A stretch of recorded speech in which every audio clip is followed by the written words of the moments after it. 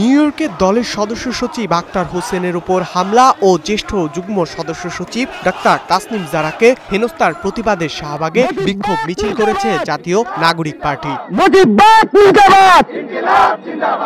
মঙ্গলবার বিকেলে জাতীয় জাদুঘরের সামনে থেকে শুরু হয় মিছিল। এতে যোগ দেন মহানগর ও কেন্দ্রীয় নেতারা। তারা অভিযোগ করেন, সরকারের গাফিলতির কারণেই জুলাই অভ্যুত্থানের নেতাদের ওপর বারবার হামলা হচ্ছে। বিপ্লবীরা যদি আবার জেগে ওঠে তাহলে আওয়ামী লীগের দূষররা যে দৌড়ে দৌড়ে মিছিল করছে, এই দৌড়ে দৌড়েও পালাতে পারবে না। জাতীয় নাগরিক পার্টি, জাতীয় যুব শক্তি ঐক্যবদ্ধ থেকে রাজপথে দাঁড়িয়ে থেকে আওয়ামী লীগকে বাংলাদেশ থেকে নিশ্চিহ্ন করে ছাড়বে ইনশাআল্লাহ। বেশিরভাগ বিরোধী যারা দোষররা বসে আছে বিভিন্ন দেশে, তাদের সবাইকে নিয়ে এই বিচার ব্যবস্থা করতে হবে।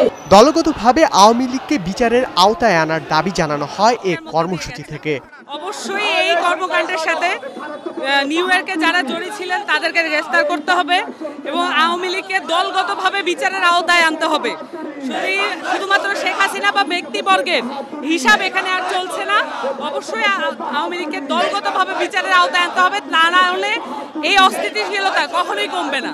বিক্ষোভ মিছিল শেষে বাংলা মোটরে আয়োজন করা হয় সমাবেশের। যারা আওয়ামী লীগের পাশে দাঁড়ানোর চেষ্টা করবে তাদের কাউকেই ছাড় দেওয়া হবে না বলে হুঁশিয়ারি দেন বক্তারা। জনগণের রায়ের বিপরীতে গিয়ে, জনগণের আকাঙ্ক্ষার বিপরীতে গিয়ে বিভিন্ন প্রভাবকের দ্বারা প্রভাবিত হয়ে, এজেন্সি, প্রতিষ্ঠান, দল, ব্যক্তির দ্বারা প্রভাবিত হয়ে তারা আমাদেরকে মার্কা আটকে, তারা আমাদেরকে নিয়ে কটূক্তি করে তারা এগিয়ে যাবে, ক্ষমতায় বসবে, এই আশা তাদের পূরণ হবে না। এর আগে দুপুরে দলীয় কার্যালয়ে সংবাদ সম্মেলনে আক্তারের ওপর হামলার ঘটনায় পররাষ্ট্র মন্ত্রণালয়ের জবাবদিহির পাশাপাশি সেখানকার কনসুলেট জেনারেলের পদত্যাগ দাবি করেন নাহিদ ইসলাম। এবং পররাষ্ট্র মন্ত্রণালয় থেকে নিরাপত্তা প্রদানের যেই ধরনের ব্যবস্থা নেওয়া হয়েছিল সেই ব্যবস্থাগুলো যথাযথ ছিল না বলেই গতকালের ঘটনা ঘটতে পেরেছিল। তাদের বের হওয়ার রাস্তাটা ভিন্ন করা হয়েছিল, যেটা আমাদের সমর্থকরা জানতো না। এটা যারা প্রোটোকলে জড়িত ছিল, যারা নিরাপত্তা জড়িত ছিল, তারাই করেছে। এই জন্য আমরা বলেছি যে এই ঘটনার তদন্ত করে যারা নিরাপত্তা দানে ব্যর্থ হয়েছে তাদেরকে শাস্তির আওতায় আনা এবং কনসুলেট জেনারেলকে অবিলম্বে পদত্যাগ করা। এনসিপিকে শাপলা প্রতীক না দেয়া ইস্যুতে দলটির নেতারা অভিযোগ করেন, একটি দলের পক্ষ নিয়ে ষড়যন্ত্র করছে কমিশন। নির্বাচন কমিশনের কাছে গিয়ে আমরা বলেছিলাম যে শাপলা প্রতীক পেতে আইনি কোনো বাধা আছে? তারা আমাদের প্রশ্নের উত্তর দিয়েছে আইনি কোনো বাধা নেই। কিন্তু কেন প্রতীক পাবো না, সেই প্রশ্নে তারাও মুখে কুলু পেতেছে।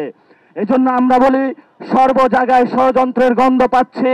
রাজনৈতিক দলগুলোকে বলবো, আমরা আপনাদের অধিকারের প্রশ্নে দাঁড়িয়েছিলাম, কিন্তু যখন নির্বাচন কমিশন একটি দল এবং বিভিন্ন এম্বাসির প্রেসক্রিপশনে কাজ করতেছে, আমাদের রাজনৈতিক অধিকার হরণ করতেছে, আপনারা আমাদের পক্ষে দাঁড়াবেন।